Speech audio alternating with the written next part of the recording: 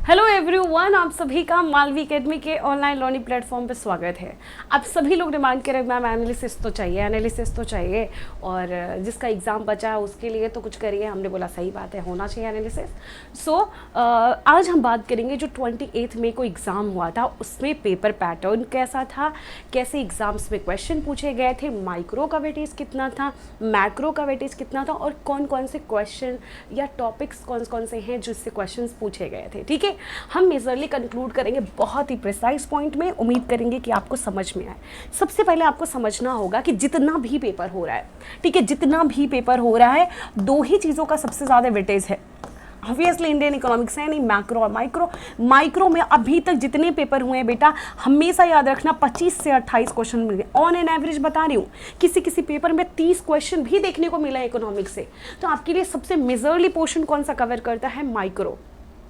अगर आप micro cover कर ले रहे हो तो आप आधे से ज़्यादा चीज़ों को कवर कर ले रहे हो।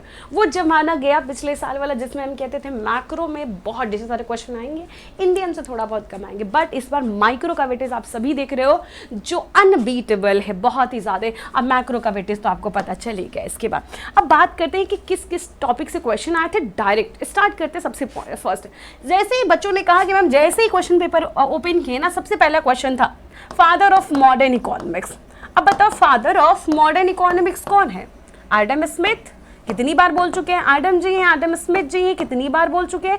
ठीक है, उनकी एक बुक आई थी वेल्थ ऑफ नेशन, ये तो मैं शॉर्ट में बता रही हूँ। कब आई थी? 1776 में। तो ये भी बातें याद कर लो। ठीक है, इसके अलावा भी 2-3 ऑथर के नाम आते ही रहते हैं, जैसे कि मैंने बताया था आपको, आज के क्लास में भी बताई हूँ, तो उसको आप कंसीडर कर लीजिएगा। यहाँ वो जगह नहीं है, बात किया जाए।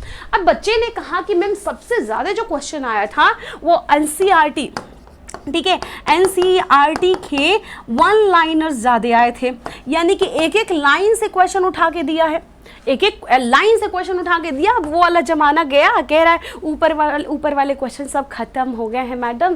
क्या कह रहे हैं? एनसीईआरटी का लाइन बाय लाइन उठा के देना पड़ रहा है, ऐसे एनटीए वाले चाचा जी बोल रहे हैं। इसके अलावा पूछा था प्रोडक्शन फंक्शन की डिफिनीशन, ठीक है, यानी कि प्रोडक्शन फंक्शन क्या होता है, उत्पादन फलन के बारे में, और पहली बार इसका डिफिनीशन पूछा गया है कि उत्पादन फलन क्या। आप सभी को पता है कि उत्पादन फलन क्या है, ये एनसीईआरटी का लाइन उठा के दिया है।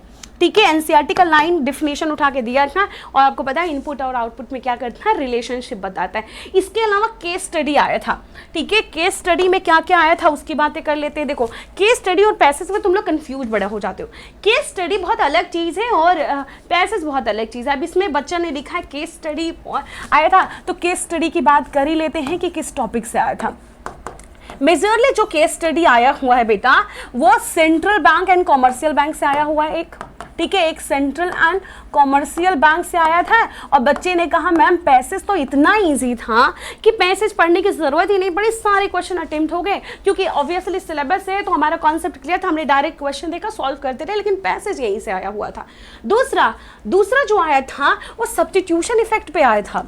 किस पे आया था? सब्स्टिट्यूशन। और सब्स्टिट्यूशन इफेक्ट पे कह रहे हैं केस स्टडी आया था, ये पैसेज टाइप का नहीं था। ठीक है, सब्स्टिट्यूशन इफेक्ट पे केस स्टडी टाइप का आया था, ये पैसेज टाइप का नहीं था।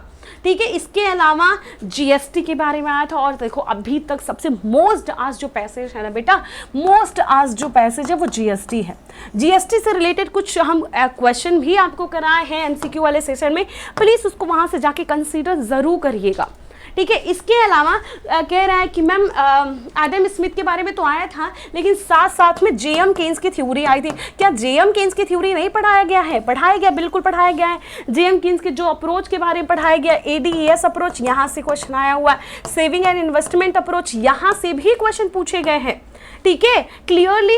इसके अलावा कह रहे हैं मैम क्रोनोलॉजी ऑर्डर वाले बड़े क्वेश्चन आए थे, यानी कि सीक्वेंस वाले क्वेश्चन कितने थे बेटा? सीक्वेंस वाले क्वेश्चन लगभग 4 से 5 थे। अब ये बहुत ज़्यादा क्यों लग रहा है? क्योंकि भैया सिंपल क्वेश्चन तो पता नहीं चलते, लेकिन अगर सीक्वेंस वाले क्वेश्चन एक भी अगर नहीं आए तो कलेजा बाहर निकल जाता है, हम समझते हैं किडनी बाहर निकल जाता है, इसलिए हम इसको ज़्यादा इंपॉर्टेंस देते हैं।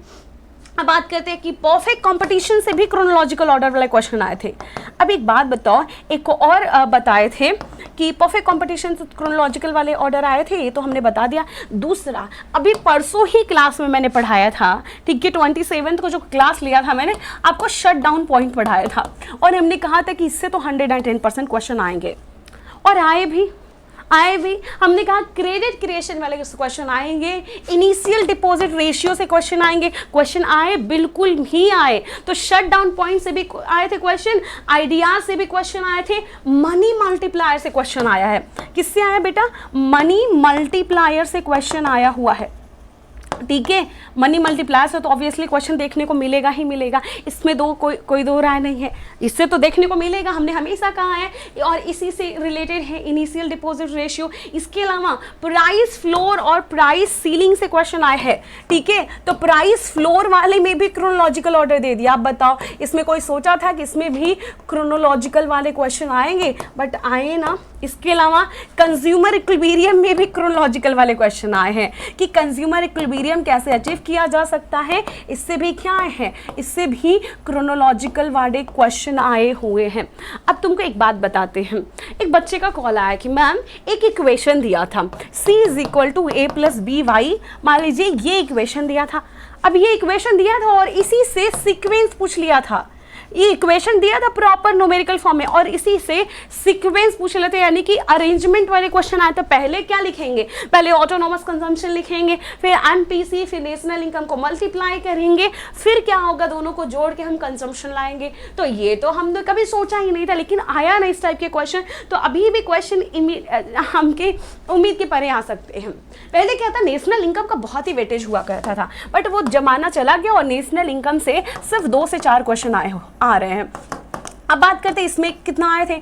तो बेटा नेशनल इनकम में अभी तक जो क्वेश्चन आए हुए हैं, अभी देखा गया है, ठीक है, कि क्या एक्सक्लूड होगा, ठीक है। ये तो पढ़ा है ना कि नेशनल इनकम में क्या एक्सक्लूड होगा, क्या इंक्लूड होगा और क्या चीज़ को इग्नोर करना है नेशनल इनकम अकाउंटिंग को करते समय। ये भी क्वेश्चन आया हुआ है कल के सेशन में। इसके अलावा फिस्कल पॉलिसी थी, फिस्कल पॉलिसी से रिलेटेड क्वेश्चन आया। देखो फिस्कल पॉलिसी की कभी भी बात हो तो ये ही दोनों चीज़ से क्वेश्चन आता है, या तो टैक्स से रिलेटेड आता है या तो गवर्नमेंट के स्पेंडिंग से क्वेश्चन आता है। किससे आता है? गवर्नमेंट के स्पेंडिंग से क्वेश्चन आता है।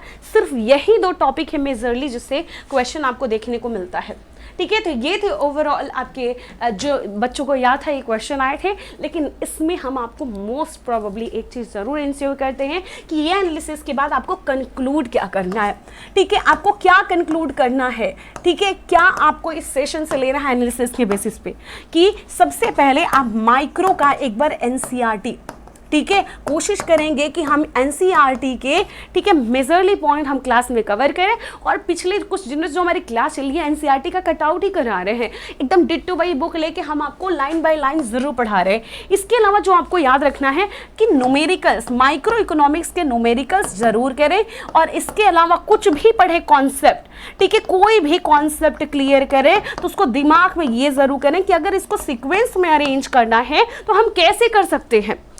अगर कोई भी चीज़ सीक्वेंस में अरेंज करना है तो उसका क्या प्रोसीजर होगा, ठीक है, क्योंकि इस टाइप के क्वेश्चन किसी भी टॉपिक से आ जा रहे हैं। तो ये 3 चीज़ें आपको इस कह सकते हैं एनालिसिस से आपको कंक्लूड करना है। बाकी की चीज़ें आप पढ़े हुए हो, समझदार हो, बस आपको ज़्यादा टेंशन नहीं लेना है। उम्मीद रखना, होप रखना है कि एग्ज़ाम अच्छा जाएगा, लेकिन कब जाएगा जब आप पढ़ोगे। ऑलराइट एवरीवन, आज के लिए बस इतना ही और उम्मीद करेंगे कि आपके पेपर, आने वाले पेपर बहुत ही अच्छे जाए। बाकी तो हम मिलते रहते हैं, मिलते हैं आपके से नेक्स्ट क्लास में। Thank you everyone.